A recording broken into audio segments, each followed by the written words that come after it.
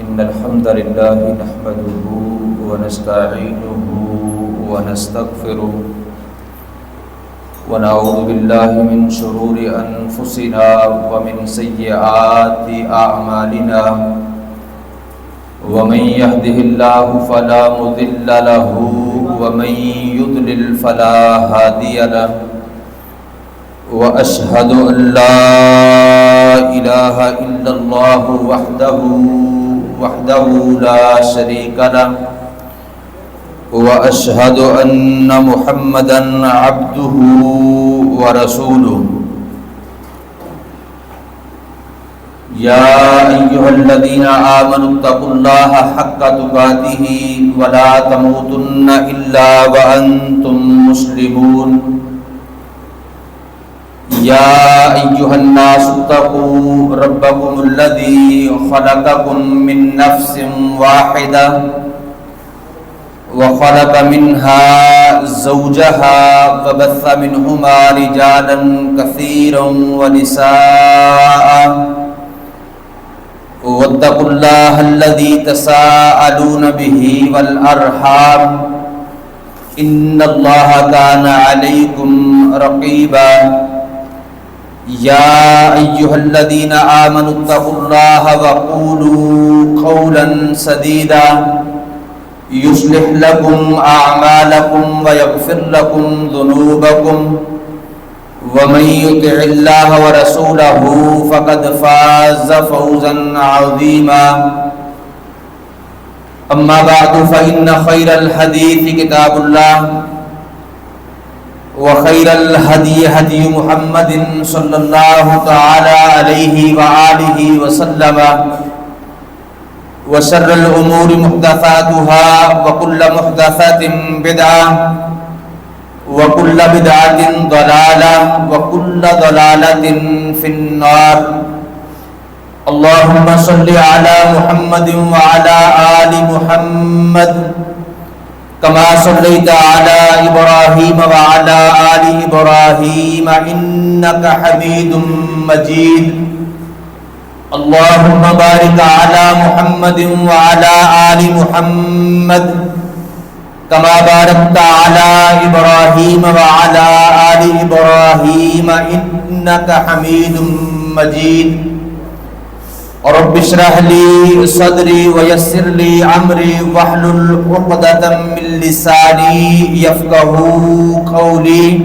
رب زدني علما رب زدنا علما يا معلم إبراهيم علمني من لدنك علما يا مفهم سليمان فهمني قال الله تبارك وتعالى في محكم تنزيله أعوذ بالله السميع العليم من الشيطان الرجيم من همزه ونفخه ونفسه وذكرهم بأيام الله إن في ذلك لآيات لكل صبار شكور.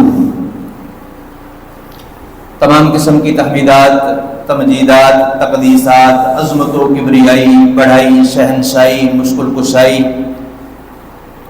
اس اللہ وحدہ لا شریک کے لیے ہیں جو ساری کائنات کا داتا، دستگیر، غریب نواز، بگڑیاں بنانے والا، مشکل کشا اور حاجت روا ہے. اللہ احکم الحاکمین کی مختصر حمد کے بعد ریت کے ذرات سے زیادہ، بارش کے قطرات سے زیادہ، ان گنت لا تعداد بے حد و حساب درود و سلام امام الانبیاء، حبیب کبریا، نیر بطحا، زینت کعبہ، امامنا فی الدنیا و امامنا فی الآخرہ و امامنا فی الجنہ انشاءاللہ. کو سر انشاءاللہ جناب محمد الرسول اللہ صلی اللہ تعالی علیہ وآلہ وسلم کی پاک، طاہر اور مطہر ذات کے لیے مختصر حمد و ثنا کے بعد دیوکار بزرگوں، دوستوں، بھائیوں، عزت کے لائق اسلامی روحانی ماں اور بہنوں، اللہ احکم الحاکمین کی کلام مقدس قرآن مجید میں سے ایک آیت کریمہ آپ کے سامنے تلاوت کی ہے. اللہ تبارک و تعالی سے دعا ہے شرح صدر سے کتاب و سنت کے مطابق اس کا معنی، مطلب اور مفہوم سمجھانے کی توفیق عطا فرمائے. اور اللہ رب العالمین ہم سب کو صحیح کتاب و سنت کی بات سننے، سمجھنے، عمل پیرا ہونے اور اس کا پرچار کرنے کی توفیق عطا فرمائے، اور اللہ رب العالمین ہم سب کی جملہ عبادات کو اپنی بارگاہ رحمت میں قبول و منظور فرما کے ہماری بخشش، ہدایت اور اللہ نجات کا سبب اور ذریعہ بنائے۔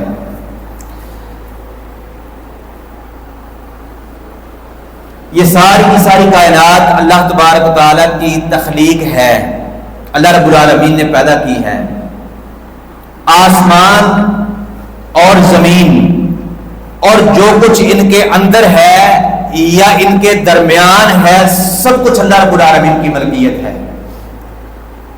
وہ سورج، چاند، ستارے ہوں، انسان ہوں، جن ہوں، فرشتے ہوں، تمام تر مخلوقات، سب کا تخلیق کرنے والا، سب کو پیدا کرنے والا اللہ رب العالمین ہے، سب کا مالک اللہ رب العالمین ہے۔ اس بات کا تذکرہ اللہ رب العالمین نے قرآن مجید کی کئی ایک آیات میں کیا ہے۔ چنانچہ سورۃ النساء میں اللہ تبارک تعالیٰ فرماتے ہیں وَلِلَّهِ مَا فِي السَّمَاوَاتِ وَمَا فِي الْأَرْضِ، اور اللہ تعالیٰ ہی کا ہے جو کچھ آسمانوں میں ہے اور جو زمین میں ہے۔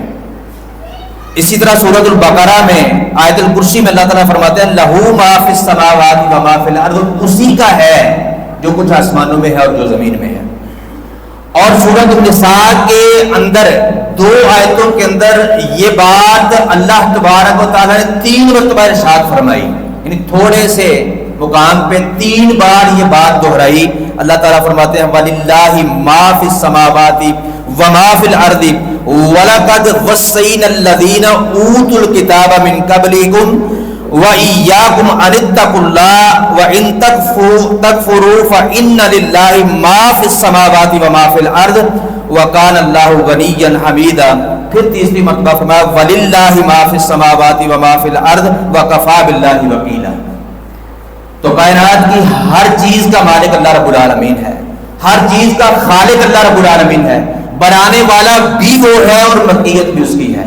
اتنے بڑے آسمان جو ہیں وہ اس نے بنائے ہیں، اور آسمانوں کے اوپر جو مخلوقات ہیں وہ بھی اس نے پیدا کی ہیں، ان کا بھی خالق وہ ہے، ان کا بھی مالک وہ ہے، اور جو زمین کے اوپر ہے اور زمین کی تہوں کے اندر ہیں ان کا بھی خالق اور مالک اللہ تبارک و تعالی ہے۔ لیکن اس کے باوجود کئی انسانوں کی اور کئی چیزوں کی عزت کو، شرف کو، رفعت کو بڑھانے کے لیے اللہ رب العالمین اس کی نسبت جو ہے وہ اپنی طرف کر لیتے ہیں۔ جس طرح کہ کائنات کی ساری اونٹنیوں کا مالک اللہ رب العالمین ہے، لیکن جو اللہ رب العالمین نے بطور معجزہ صالح علیہ السلام کو اونٹنی دی، اس کو خاص طور پہ ناقۃ اللہ کہا۔ کائنات کے سارے گھروں کا حقیقی مالک اللہ رب العالمین ہے، سارے کمروں کا، کوٹھوں کا مالک اللہ رب العالمین ہے، لیکن مکہ مکرمہ کے اندر جو کالے رنگ کا چھوٹا سا کمرہ ہے اس کو خاص طور پر بیت اللہ کہا ہے۔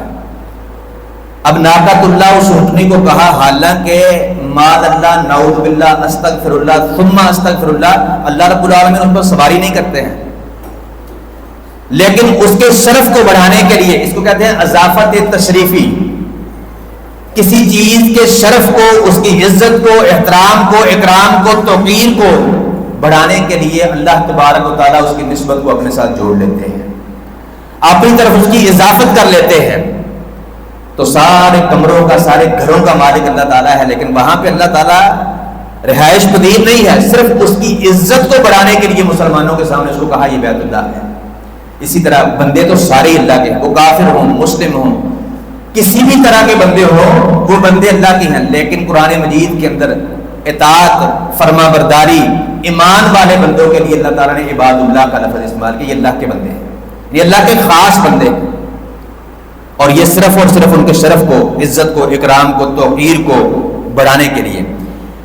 اسی طرح حلال کمائی بندہ کرتا ہے، نفع کماتا ہے، تو اس نفع کو اللہ تعالیٰ نے باقیت اللہ کہا کہ اللہ تعالیٰ کا باقی ہے۔ اگر حرام کماتا ہے، حرام اشیاء کو بیچتا تو وہ بقیت اللہ نہیں ہے۔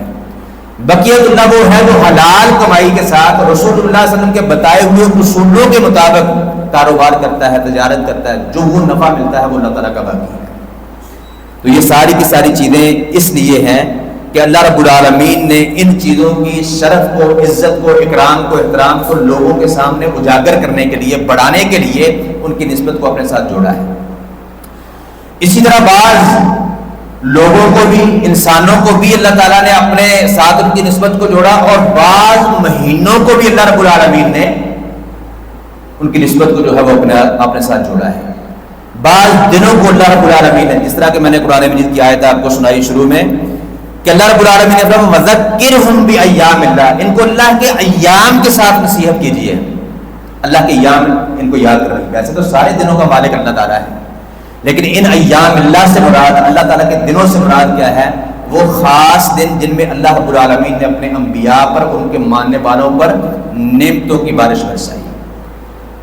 اور ان ایام اللہ سے مراد یہ بھی ہے کہ اللہ رب العالمین نے اپنے انبیاء اور اپنے دین کے دشمنوں کو نیست و نابود کیا، ان کا نام صفحہ ہستی سے مٹایا، ان پر عذابات جو ہے وہ نازل کیے، ان کو بھی ایام اللہ کہتے ہیں کہ یہ خاص طور پہ اللہ تعالیٰ کے دن ہیں۔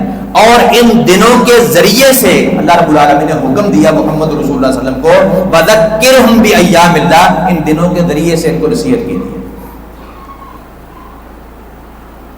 اسی طرح یہ مہینہ جو ہمارے اندر گزر رہا ہے محرم الحرام، صحیح مسلم کی حدیث میں رسول اللہ صلی اللہ علیہ وسلم نے اس کو شہر اللہ قرار دیا ہے کہ یہ اللہ کا مہینہ، حالانکہ 12 مہینوں کا مالک اللہ رب العالمین ہے، 12 مہینوں کا خالق اللہ رب العالمین ہے، لیکن اس کو جو ہے وہ خاص طور پہ شہر اللہ رسول اللہ صلی اللہ علیہ وسلم نے قرار دیا، اس لیے کہ اس کی فضیلت، اس کی اہمیت، اس کی عزت، اکرام، توقیر، رفعت مسلمانوں کے سامنے اجاگر کرنے کے لیے کہ کتنا احترام والا مہینہ ہے، کتنی عزت والا ایک مہینہ ہے، کتنے اکرام والا مہینہ ہے۔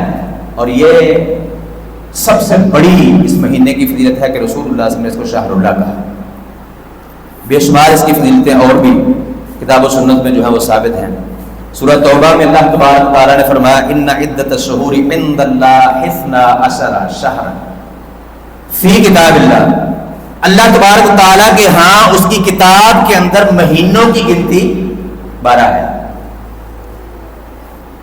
یوم خلق السماوات والارض، جس دن سے اللہ رب العالمین نے آسمان و زمین کو پیدا کیا ہے،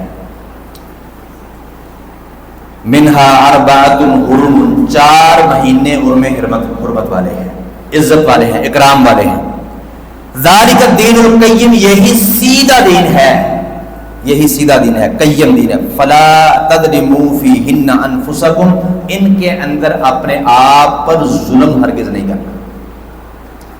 اچھا، آپ سب اپنے اپنے ضمیر سے پوچھیں، اپنے اپنے دل سے پوچھیں کہ کیا محرم کا یا دوسرے جو حرمت والے مہینے ہیں وہ گزر جائیں تو پھر اپنے آپ پر ظلم جائز ہے؟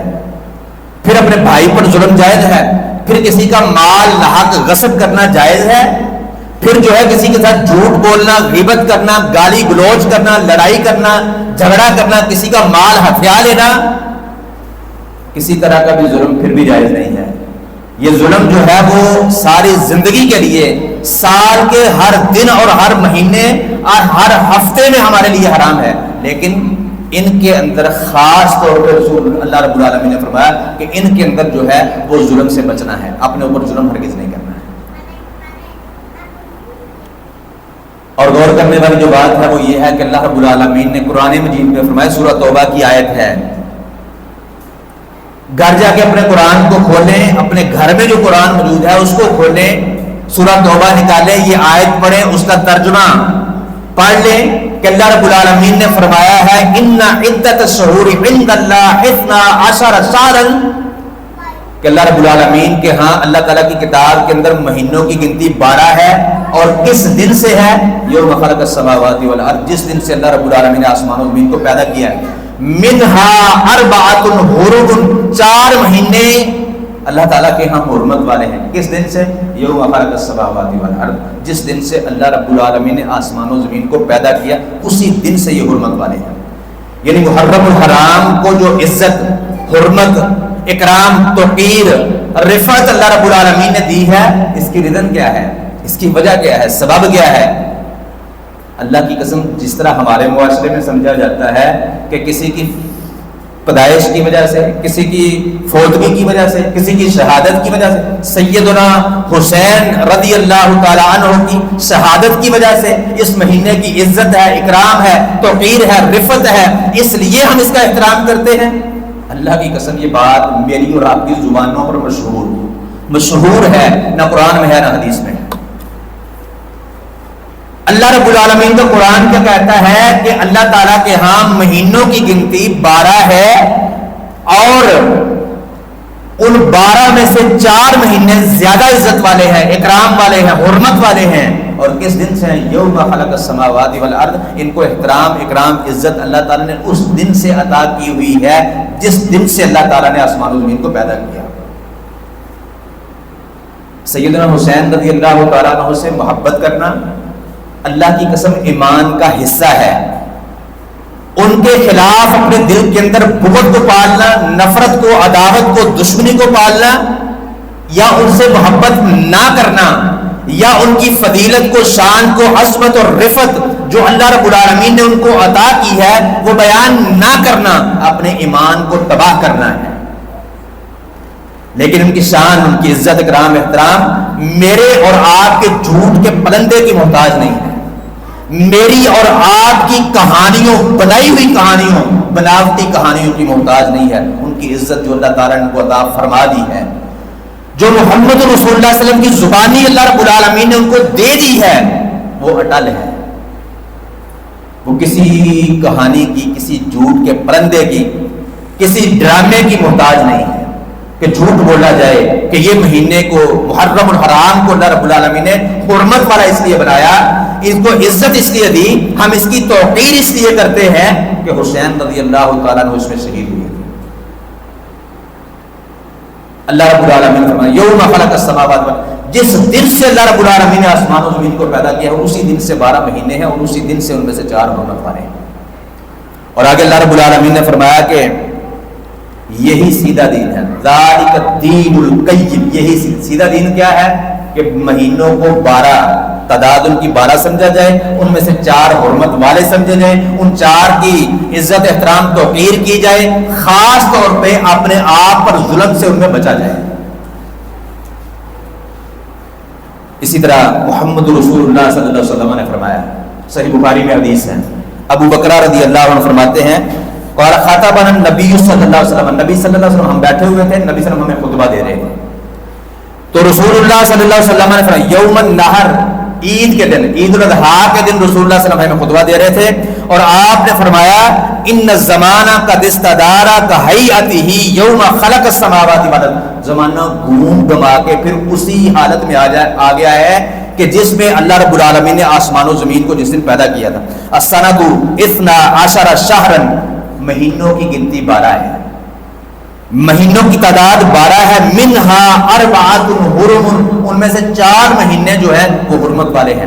قرآن مجید میں اتنی بات تھی، رسول اللہ صلی اللہ علیہ وسلم چونکہ قرآن کے مفسر ہیں، آپ کی ڈیوٹی اللہ رب العالمین نے لگائی کہ ہم نے آپ کی طرف یہ قرآن، یہ ذکر نازل کیا اس لیے کہ آپ لوگوں کو کھول کر بتائیں کہ اللہ تعالیٰ کہتے کیا ہے، یہ قرآن کہتا کیا ہے، کیا کرنے کا حکم دیتا ہے، کس کام سے منع کا حکم دیتا ہے۔ تو رسول اللہ صلی اللہ علیہ وسلم نے اس کی ڈیوٹی کو پورا کیا، قرآن کی تفسیر اپنے عمل کے ساتھ، اپنے قول کے ساتھ کی۔ نبی صلی اللہ علیہ وسلم نے اس کی وضاحت فرمائی کہ ان 4 مہینے جو ہیں وہ حرمت والے ہیں، ثلاث متوالیات، 3 جو ہیں وہ پے در پے یکے بعد دیکھ رہے، ایک دوسرے کے بعد فوراً بعد جو ہے وہ آنے والے ہیں، اور وہ ہیں ذوالقعدۃ وذوالحجۃ والمحرم۔ ذوالقعدہ ہے، ذوالحجہ ہے اور محرم ہے، اور چوتھا مہینہ رجب ہے جو مدر قبیلے کا رجب بین جمادہ و شعبان، جمادہ اور شعبان کے درمیان میں آتا ہے۔ تو رسول اللہ صلی اللہ علیہ وسلم نے اس کی وضاحت فرما دی کہ اللہ رب العالمین کے ہاں جس دن سے اللہ تعالیٰ نے آسمان و زمین کو پیدا کیا ہے مہینوں کی تعداد 12 ہے، اور ان میں سے 4 حرمت والے ہیں۔ کس دن سے؟ جس دن سے اللہ رب العالمین نے آسمان و زمین کو پیدا کیا ہے، یعنی کسی کی موت کی، شہادت کی، پیدائش کی وجہ سے اللہ تعالیٰ نے کسی مہینے کو عزت، اکرام، توقیر نہیں دی ہے، بلکہ جس دن سے اللہ تعالیٰ نے بنایا ہے ہم کو، اسی دن سے اللہ تبارک و تعالیٰ نے ان کو عزت بخشی ہے، اسی دن سے اللہ تبارک تعالیٰ نے ان کو حرمت والا بنایا ہے۔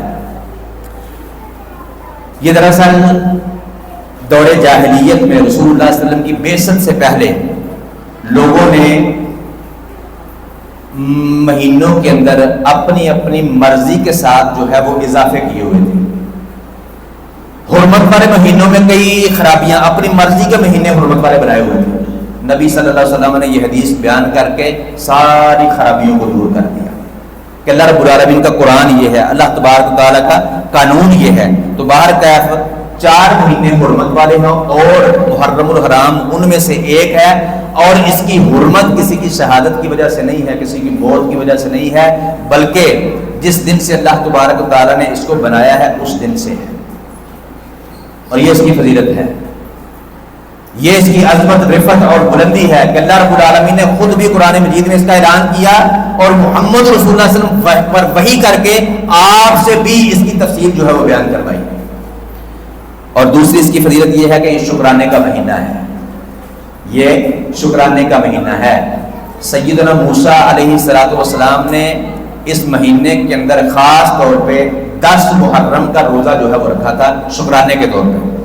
وہ کیونکہ 10 محرم کو اللہ رب العالمین نے موسیٰ علیہ السلام اور ان کے ساتھیوں کو فرعون اور آل فرعون سے نجات دی تھی، تو انہوں نے اللہ تعالیٰ کا شکر بجا لاتے ہوئے روزہ رکھا، 10 محرم کا خاص طور پہ روزہ رکھا۔ نبی مکرم صلی اللہ علیہ وسلم جب مکہ سے ہجرت کر کے مدینہ میں آئے تو آپ نے وہاں پہ آ کے دیکھا کہ یہودی 10 محرم کا روزہ رکھتے ہیں، تو رسول اللہ صلی اللہ علیہ وسلم نے اس کی ریزن پوچھی کہ وجہ کیا ہے، کیوں روزہ رکھتے ہیں؟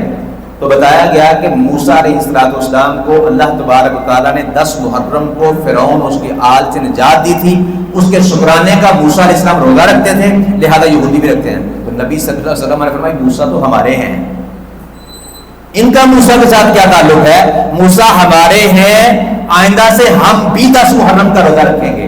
رسول اللہ صلی اللہ علیہ وسلم نے پھر ساری زندگی جو ہے وہ روزہ رکھا، دوسروں کو روزہ رکھنے کا حکم بھی دیا۔ اس طرح کا حکم ہے، صحیح بخاری مسلم کی روایات ہے کہ صحابیات کیا کہ ہمارے چھوٹے چھوٹے نومولود دودھ پیتے بچے، ان کو ہم روئی کے کھلونے دے کے کھلایا کرتی تھی، لیکن روزہ مکمل کرواتی تھی شام تک، ان کو دودھ نہیں پلاتی تھی۔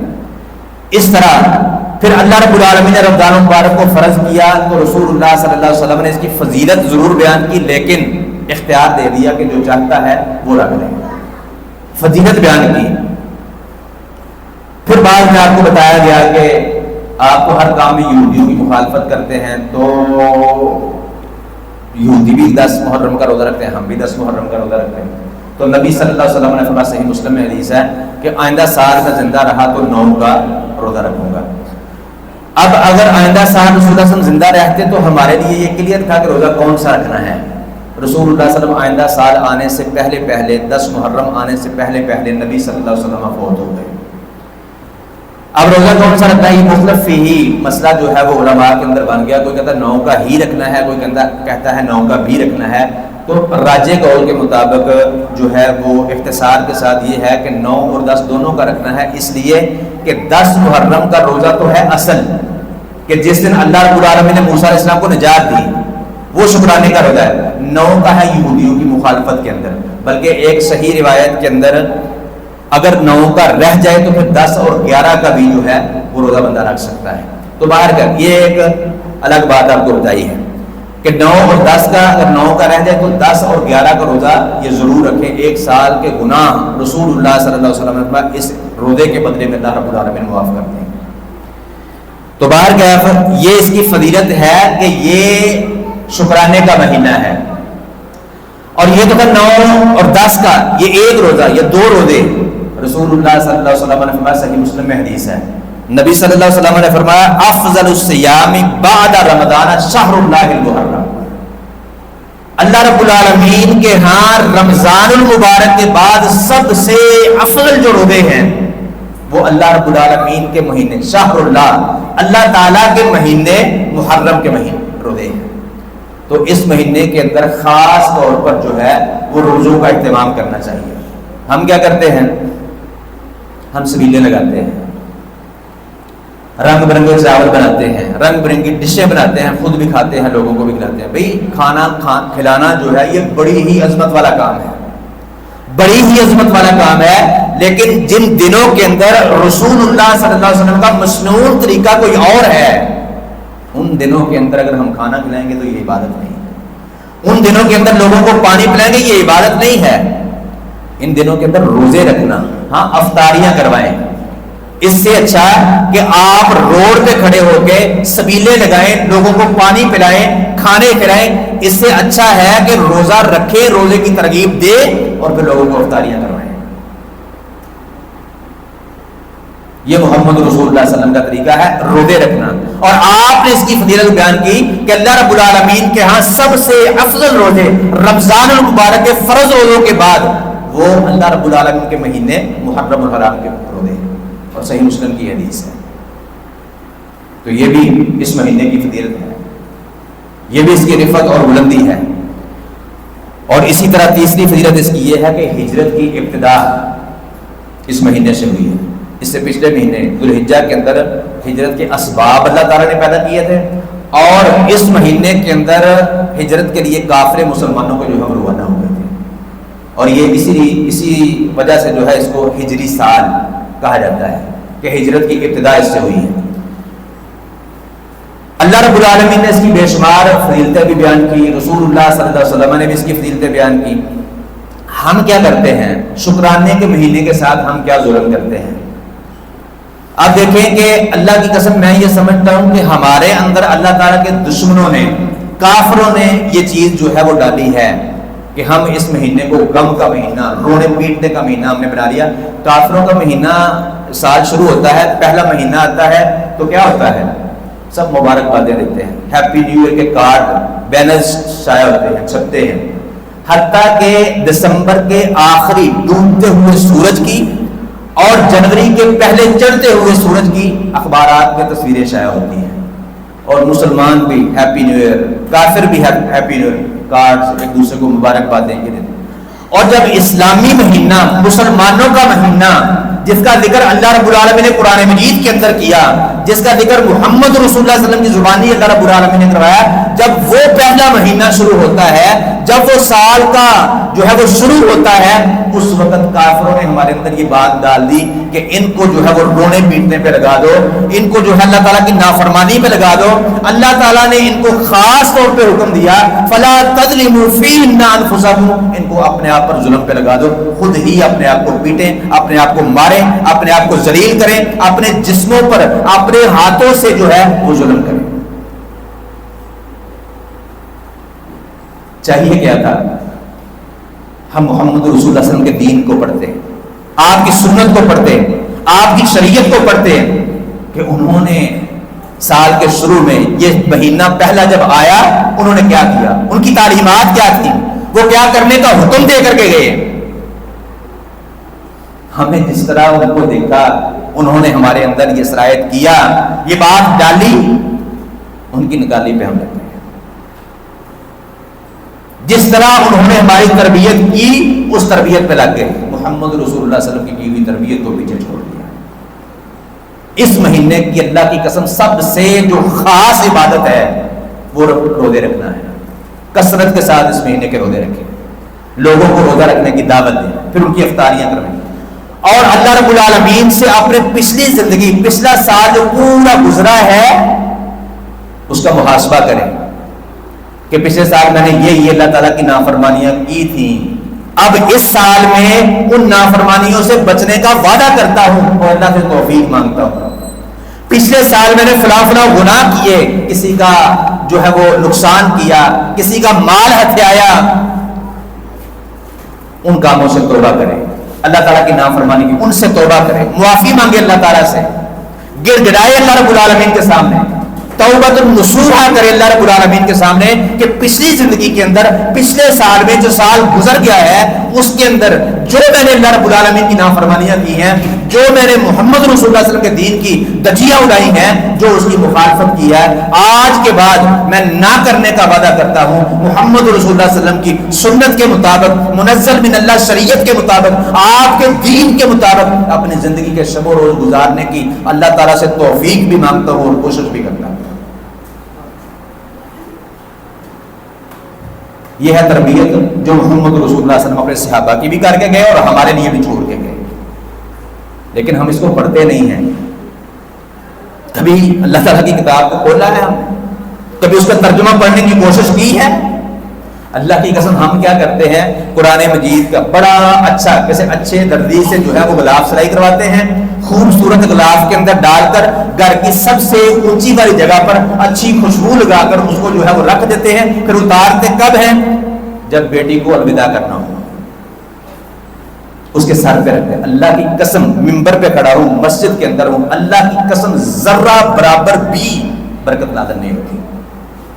अगर इसकी बरकत होती तो मोहम्मद रसूलुल्लाह सल्लल्लाहु अलैहि वसल्लम अपनी सारी बेटियों के सर पे कुरान रख कर उनको अलविदा करते। उन्होंने किसी बेटी के सर पे कुरान नहीं रखा, इसलिए कि उन्होंने कुरान समझाया था, बेटियों को कुरान पढ़ाया था, उनके सर पे रखने की जरूरत नहीं पड़ी।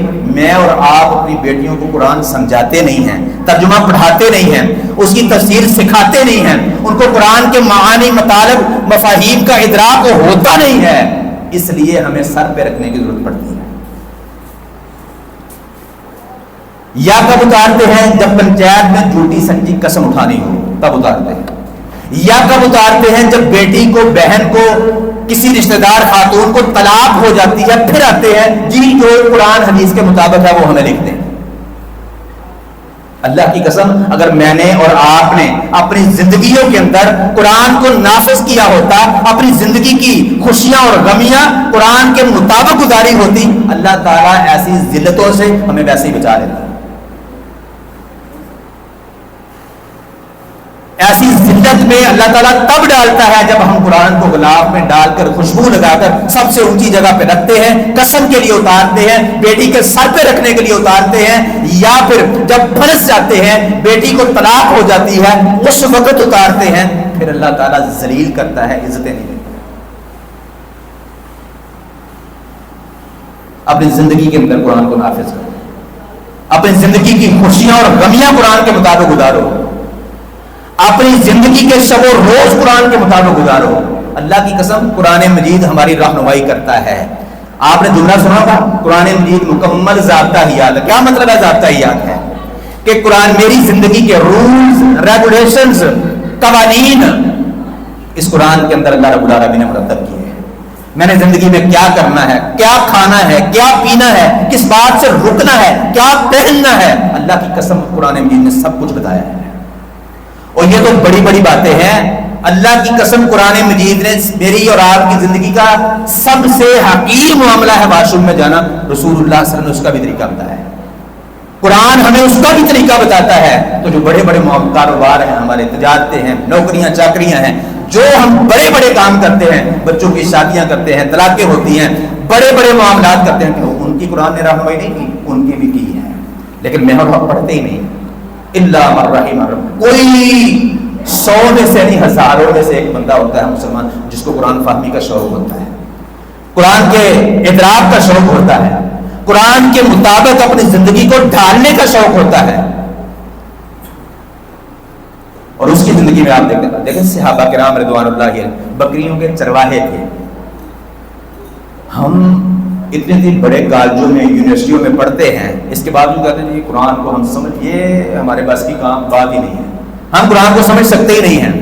वो बकरियों के चरवाहे थे। किसी स्कूल में, किसी कॉलेज में, किसी इदारे में, किसी यूनिवर्सिटी में वो नहीं गए पढ़ने के लिए, लेकिन अल्लाह की कसम बड़े से बड़े अबू बकर सिद्दीक रज़ी अल्लाह ताला अन्हु से लेकर दुनिया में आखिरी सहाबी अबू तुफैल दोसी रज़ी अल्लाह तक सारे के सारे सहाबा जब भी जरूरत पड़ती थी मुसल्ले पे खड़े हो सकते थे, मिंबर पे खड़े हो सकते थे, किसी का निकाह पढ़ा सकते थे, किसी का जनाजा पढ़ा सकते थे। मैं और आप क्या कर सकते हैं? अल्लाह की कसम प्रोफेसर बंदा میرا دوست ہے، بہت اچھا دوست ہے، راول پنڈی سے تعلق ہے اس کا، پروفیسر ہے، اس کو ظہر کی نماز کے لیے آگے کھڑا کیا، وہ اللہ اکبر کہتے ہوئے ٹانگیں کانپ رہی تھی، اس کی قرات بھی نہیں تھی، جہرن قرات بھی نہیں تھی، صرف اللہ اکبر اونچی بات سمع اللہ لمن حمیدہ کہنا ہے، اس کی ٹانگیں کانپ رہی، پسینے کے ساتھ کپڑے گیلے ہو گئے۔ یہ میری اور آپ کی حالت ہے، دین کے ساتھ ہمارا تعلق یہ ہے۔ رسول اللہ صلی اللہ علیہ وسلم کے صحابہ ایسا نہیں تھا، وہ اپنی بیٹیوں کے سروں پہ قرآن نہیں رکھتے تھے، خود بھی قرآن فہمی کا شوق تھا، قرآن کو سمجھا تھا، اپنے بچوں کو بھی قرآن پڑھاتے تھے۔ میں اکثر والدین جو طلاق کا فتویٰ لینے کے لیے آتے ہیں ان کو یہ کہتا ہوں کہ اللہ کی قسم یہ آزما لیں، اپنے بچے اور بچی کی شادی سے پہلے سورہ، ویسے تو سارے قرآن مجید کا ترجمہ پڑھنا یہ فرض ہے، یہ ایک الگ موضوع ہے، فرض ہے، اس کے بغیر چارہ ہی نہیں ہے۔ اللہ کی قسم قبر کے اندر بھی سوال ہونا ہے، محشر کے اندر بھی سوال ہونا ہے، قرآن فہمی کیوں نہیں کی، قرآن کا ترجمہ کیوں نہیں پڑھا۔ ویسے تو سارے قرآن کا ترجمہ پڑھنا ہم سب پر فرض ہے، لیکن جس بیٹے کی جس بیٹی کی آپ نے شادی کرنی ہے، سورہ النساء اور سورہ النور کا ترجمہ اس کو پڑھا دیں۔ لڑائیاں جھگڑے رسول اللہ صلی اللہ علیہ وسلم کے گھروں میں بھی ہوتے ہیں، صحابہ کرام کے گھروں میں بھی، ہمارے گھروں میں بھی ہوتے ہیں، لیکن طلاق کی نوبت نہیں آتی، رشتہ نہیں ٹوٹے گا اگر آپ یہ دو صورتوں کا ترجمہ پڑھا کے پھر شادی کریں۔ ہمارے یہاں کیا ہوتا ہے، شادی ہو جاتی ہے، بچے ہو جاتے ہیں، پھر طلاق ہو جاتی ہے، پھر فتویٰ لینے کے لیے آتے ہیں، اللہ کی قسم ناظرہ اوپر سے دیکھ کے قرآن مجید پڑھنا نہیں آتا ہوتا، ترجمہ تو بڑی دور کی بات ہے، مسائل کا ادراک استنباط تو بہت دور کی بات ہے، اوپر سے دیکھ کے ناظرہ نہیں پڑھنا آتا۔ میں کسی سے پوچھتا نہیں ہوں، آپ سب کو پتا ہے کون کس طرح ناظرہ قرآن مجید پڑھتا ہے، کون کس طرح جو ہے قرآن مجید کی قرات کرتا ہے۔ خدا را قرآن مجید کے ساتھ محبت کریں، رسول اللہ صلی اللہ علیہ وسلم کی حدیث کے ساتھ محبت کریں، منزل من اللہ دین کے ساتھ محبت کریں، اس کو سیکھنے کی کوشش کریں۔ اللہ کی قسم اللہ تعالیٰ ذلتوں سے محفوظ رکھے گا، اللہ تعالیٰ عزتیں رفتیں بلندیاں عطا فرمائے گا۔ پھر اللہ تعالیٰ نے جن بندوں کا تعلق، جن کی نسبت اپنے ساتھ قرآن مجید میں جوڑی ہے، عباد اللہ، ان کے اندر میرا اور آپ کا شمار ہو جائے گا۔ لیکن یہ کب ہوگا؟ جب ہم سبیلے نہیں، رونا پیٹنا نہیں، محرم کو عزت اکرام اپنی مرضی کی بناوٹی نہیں، وہ والی دیں گے جو محمد رسول اللہ صلی اللہ علیہ وسلم دے کے گئے ہیں، وہ والی دیں گے جو اللہ رب العالمین نے عطا کی ہے، وہ والی دیں گے جو شریعت اسلامیہ نے ہماری تربیت کی ہے، ان کو اس طرح گزاریں گے، کثرت کے ساتھ روزے رکھیں گے، روزے رکھنے کا لوگوں کو ترغیب دیں گے، لوگوں کی افطاریاں کروائیں گے، لوگوں کو اس کی ترغیب دیں گے، اور پچھلی زندگی کی سچی پکی ٹھکی توبہ نصوحہ کریں گے، سچی توبہ کر کے آئندہ کی زندگی اللہ رب العالمین کے کہے کے مطابق، اللہ تعالیٰ کے فرامین کے مطابق، اللہ تعالیٰ کے منزل من اللہ ضابطے اور قانون کے مطابق، یعنی قرآن مجید کی تعلیمات کے مطابق گزاریں گے۔ تب اللہ تعالیٰ عزتیں دے گا، تب اللہ تعالیٰ ایسی ذلتوں سے جو ہے وہ بچا لے گا۔ باہر کیا؟ تو یہ اس کی فضیلت ہے، یہ اس کی عظمت ہے، اور یہ رونا پیٹنا ہمارے اندر جو ہے یہ کافروں نے صلاحیت دیا ہے، یہ اس کام پر انہوں نے ہمیں لگایا ہے۔ اچھا یہ دیکھیں، اگر مان لیا جائے تھوڑی دیر کے لیے کہ سیدنا حسین کی شہادت کی، تو بہت بڑا کام ہے، نواسہ رسول ہیں، رسول اللہ صلی اللہ علیہ وسلم کی بیٹی کے بیٹے ہیں، آپ اپنی جان سے زیادہ ان سے محبت دنیا میں کرتے تھے، آپ فرمائیے دنیا میں میرے دو پھول ہیں، جنت کے نوجوانوں کے سردار ہیں، بے شمار فضیلتیں رسول اللہ صلی اللہ علیہ وسلم بیان فرمائی، لیکن اس کا مطلب ہرگز یہ نہیں ہے کہ ان کی شان کو عظمت کو بیان کرنے کے لیے جھوٹے واقعات بنائے جائیں، جھوٹی کہانیاں گڑھی جائیں، ممبروں پہ کھڑے ہو کے اللہ کی عزت کی قسم کھا کر اللہ کی قسم وہ بات کی جائے جس کا نہ قرآن کے ساتھ، نہ حدیث کے ساتھ، رسول اللہ صلی اللہ علیہ وسلم کی زندگی کے ساتھ، صحابہ کرام ائمہ محدثین کے ساتھ بھی دور کا تعلق نہ ہو۔ اللہ کی عزت کی قسمیں کھا کر، اللہ کی قسم لوگ آج کل ممبروں پہ یہ بات کر رہے ہیں، ایسی کہانیاں گڑ گڑ کے بنا رہے ہیں، لوگوں کو سنا رہے، خود بھی رو رہے ہیں، لوگوں کو ڈرا رہے ہیں۔ یہ کیا ہے؟ رونا رلانا یہ کوئی دین نہیں ہے۔ اور روئے تو یوسف علیہ السلام کے بھائی بھی تھے، ایک بار کے 10 منٹ میں ہم نے شروع کیا تھا، چلیں۔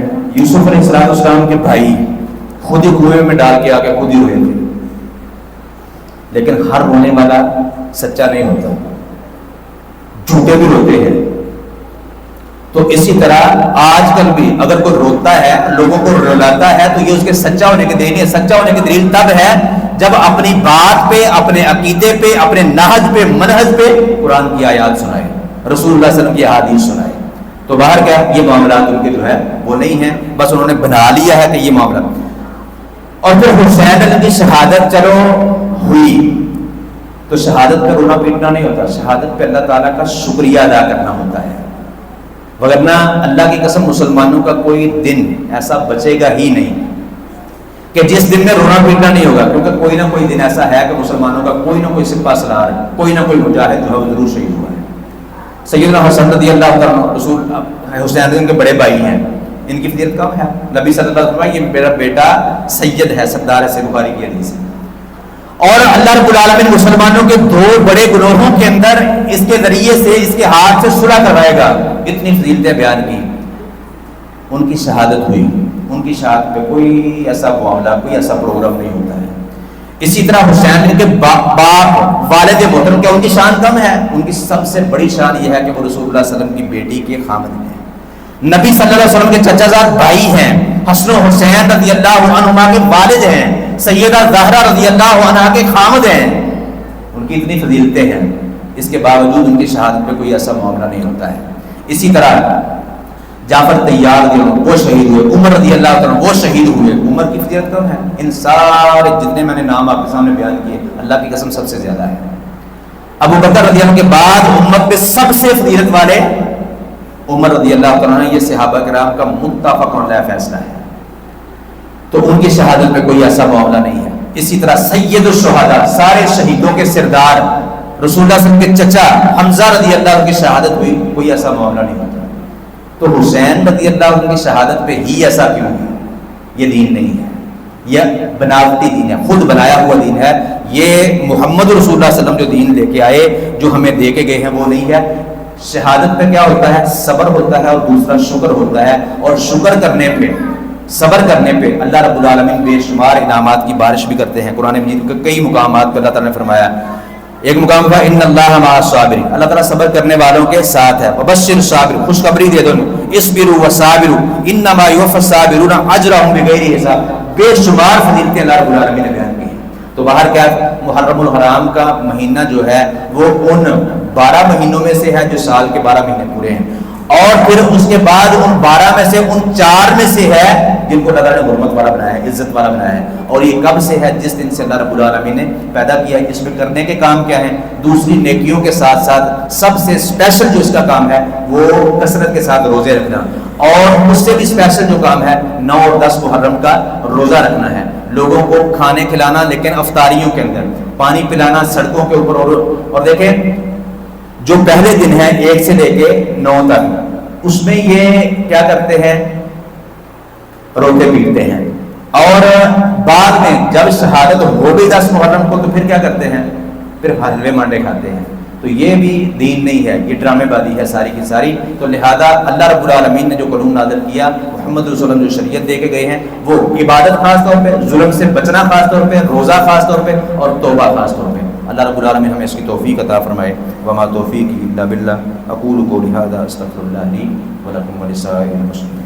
ان الحمد للہ نحمده ونستعینه ونستغفره ونعوذ باللہ من شرور انفسنا ومن سیئات اعمالنا ومن يهده الله فلا مضل له ومن يضلل فلا هادي له واشهد ان لا اله الا الله وحده لا شريك له واشهد ان محمدا عبده ورسوله. یا ایھا الذین آمنوا اتقوا اللہ حق تقاتہ ولا تموتن الا وانتم مسلمون. یا ایھا الناس اتقوا ربکم الذی خلقکم من نفس واحدہ وخلق منها زوجها وبث منهما رجالا كثيرا ونساء واتقوا الله الذي تساءلون به والارحام ان الله كان عليكم رقيبا. یا ایھا الذین آمنوا اتقوا اللہ وقولوا قولا سدیدا یصلح لكم اعمالکم ویغفر لكم ذنوبکم ومن يطع الله ورسوله فقد فاز فوزا عظيما. اما بعد فان خير الحديث كتاب الله وخير الهدي هدي محمد صلى الله تعالى عليه واله وسلم وشر الامور محدثاتها وكل محدثات بدعه وكل بدعه ضلاله وكل ضلاله في النار. سبحان ربك رب العزه عما يصفون وسلام على المرسلين والحمد لله.